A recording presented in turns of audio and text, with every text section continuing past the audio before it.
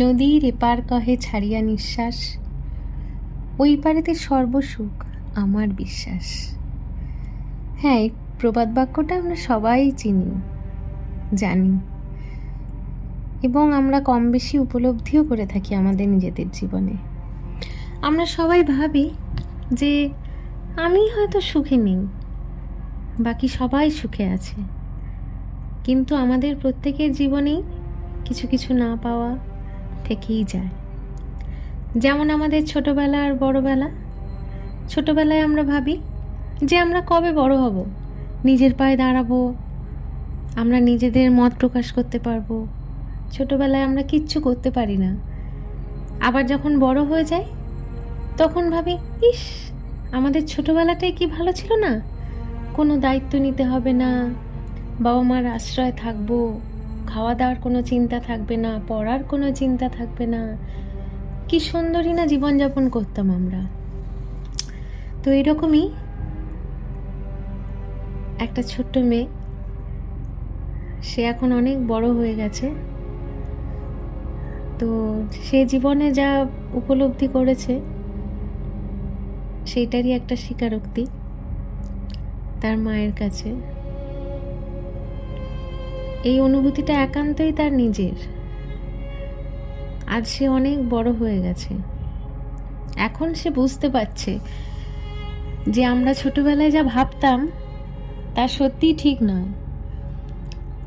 ছোটবেলায় সে মেয়েটি সুন্দর খেলে বেড়াতো, কোনো দায়িত্ব ছিল না, বাবা মার আশ্রয় থাকতো, কোনো কাজ করতে হতো না। করতে হতো বলতে শুধু পড়াশোনাটা তো করতেই হবে আমাদের।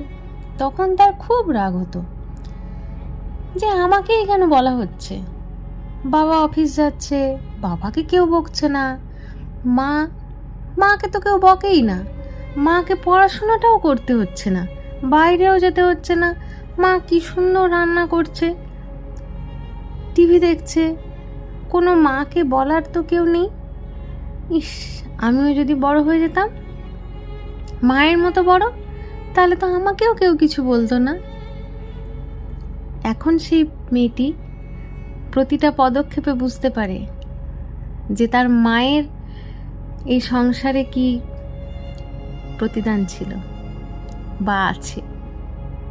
মেয়েটি না কোনো কাজ করতো না, থাকতো, খাওয়া দাওয়া করতো, পড়াশুনো করতো, ছবি আঁকতো, গান গাইতো, এইভাবেই দিন কেটে যাচ্ছিল। তারপরে স্কুলের গণ্ডি পার হয়ে কলেজে প্রবেশ, কলেজেরও পাঠ পড়া হয়ে গেল, তারপরে চাকরি, সেটাও একটা নতুন জীবন।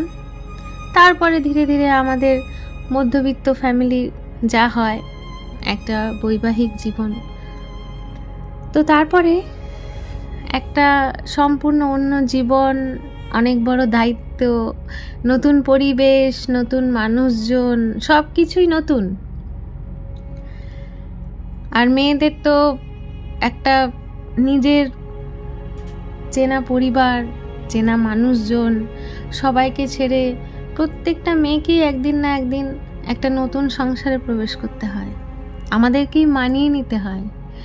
তো সেই মেয়েটি যে ছোটবেলায় কিছুই করতো না, আজ তার হাতেই কিন্তু সংসারের দায়িত্ব, তাকেই সব কিছু করতে হয়, চারিদিক দেখে রাখতে হয়, সবার খেয়াল রাখতে হয়। যে কোনো দিন একটা এঁঠো বাসনেও হাত দেয়নি। আর জানো মা, সেই মেয়ে, তোমার সেই ছোট্ট মেয়ে, সে আজকে বাসনও মাজে, সবজি কাটে। তোমাকে কতটা আমি কি সাহায্য করতে পেরেছি জানি না, কারণ আমি তো ওটা টেকেন ফর গ্রান্টেডই করে নিয়েছিলাম। হয়তো আমরা যেটা করে থাকি ওটা তো মায়ের কাজ, মা করবে। আমার হাত নোংরা হয়ে যাবে, আমি নোংরাতে হাত দেব না। এখন জানো, আমি আর সেই হাতের দিকে তাকাই না, কারণ আবার যদি ঘেন্না করে, আমার হাতে যদি কোনো নোংরা লেগে যায়, আমি তো আর সেটা করতে পারবো না। কিন্তু এটা তো আমার সংসার, আমাকেই তো করতে হবে।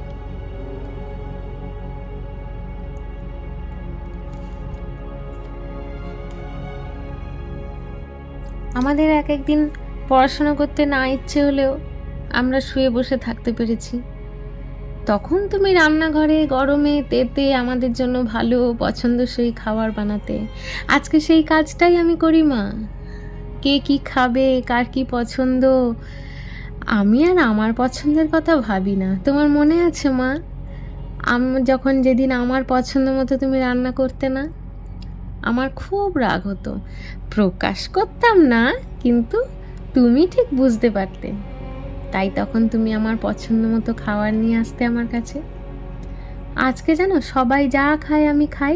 তোমার মেয়ে কিন্তু অনেক রকম সবজি খাওয়া শিখে গেছে, শাক সবজি, যেগুলো আগে আমি পছন্দই করতাম না। তুমি তো জানো আমি বরাবরই ছিমছাম খাবার ভালোবাসি। কিন্তু আজকে তোমার সেই ছোট্ট মেয়ে আজ অনেক কিছু শিখে গেছে, অনেকটা বড় হয়ে গেছে, তুমি বিশ্বাসই করতে পারবে না মা। তারপরে আমরা কোথাও ঘুরতে গেলে আমরা সবাই এসে ক্লান্ত হয়ে পড়তাম, শুয়ে পড়তাম, কিন্তু সেই তোমার কিন্তু দায় ছিল যে আমার সন্তানদের মুখে খাবার তুলে দিতে হবে। তখন ভাবতাম যে ওটা তো করতেই হবে, না হলে আমরা খাবো কি। কিন্তু তখন আমরা দৌড়ে যেতাম না তোমাকে সাহায্য করতে। আজ জানো, আমি ডিউটি করে এসেও কিন্তু রান্নাঘরে ঢুকি। এখন বুঝতে পারি যে তোমার কষ্টটা কেমন হতো মা। সত্যি, আমরা যতদিন না সেই জায়গায় নিজেরা পৌঁছই, কখনোই কারোর কষ্ট, কারোর ত্যাগ কখনোই বুঝতে পারি না মা। আজকে খুব বুঝি। তারপরে আমরা যেটা পছন্দ করতাম, আমাদের দরকারি জিনিস সব সময় কাছে এনে দিতে। কখনো নিজের জন্য ভাবনি, নিজের জন্য কোনো সময়ই দাওনি, শুধু করেই গেছো, শুধু দিয়েই গেছো। তার বদলে কি দিতে পেরেছি তা জানি না। এখন আমার সেই অবস্থা। আজ নিজের জন্য কোনো সময় নেই, কোনো শখ পূরণ নেই, ইচ্ছেগুলো যেন কোথায় হারিয়ে যাচ্ছে। আজকে কিন্তু তোমার মেয়ে শুধু তোমার মেয়ে নেই, আজকে সে একজনের স্ত্রী, আবার একজনের মা। আমার একটা ছোট্ট বাচ্চা আছে, আজ সারা দিন তাকে নিয়েই আমি ব্যস্ত। আজকে এক একদিন আমি বিশ্রামই পাই না। সেই কাজ করতে করতে করতে করতে আবার আমার ডিউটি যাওয়ার সময় হয়ে যায়। আগে জানো মা, যখন নাইট শিফটে ডিউটি করতাম, একটু রেস্ট না নিলে মনে হতো ইস, আমি ডিউটিটা করব কি করে, আবার রাত জাগতে হবে। এখন তোমার মেয়ের সেই ঘুম আর নেই। ছোটবেলায় এই ঘুমের জন্য কত বকুনি খেয়েছি। ঠিক পরীক্ষা আসবে তার আগেই আমার যত ঘুম নেমে আসতো, আর তোমরা আমাকে কি বলতে। এখন জানো মা, তোমার সেই মেয়ের চোখে ঘুমের কোনো দেখাই নেই, চিহ্নই নেই। অনায়াসে সেই কাজ করতে করতে আবার তার ডিউটি যাওয়ার সময় হয়ে যায়, সে আবার তার গন্তব্যে যায়। এই পরিবর্তনগুলো জানো মা, যখন একা থাকি তখন আমি উপলব্ধি করতে পারি যে মা হওয়া কি মুখের কথা, সত্যি মানে কথাটা যে কতটা সত্যি তা হয়তো আজ বুঝতে পারি মা। এখন নিজের শখ পূরণ, ইচ্ছে পূরণ, অনেক কিছুই হয়তো করতে পারি না। নিজের জন্য এখন একটা পছন্দের জামা কিনতে গেলেও মনে হয় না, থাক, আমার বাচ্চাটার জন্য নিই। কিছু একটা ভালো খাবার যদি বাইরে খেতে যাই, তখনও মনে হয় যে না, আগে বাচ্চাটাকে খাওয়াই। এটাই বোধহয় একটা মায়ের অবদান একটা সন্তানের জীবনে। আর আমরা প্রত্যেকেই ছোট থাকি, বাবা মার কাছে এক আদর যত্নে, কিচ্ছু করতে হয় না, তাও আমাদের কত রাগ।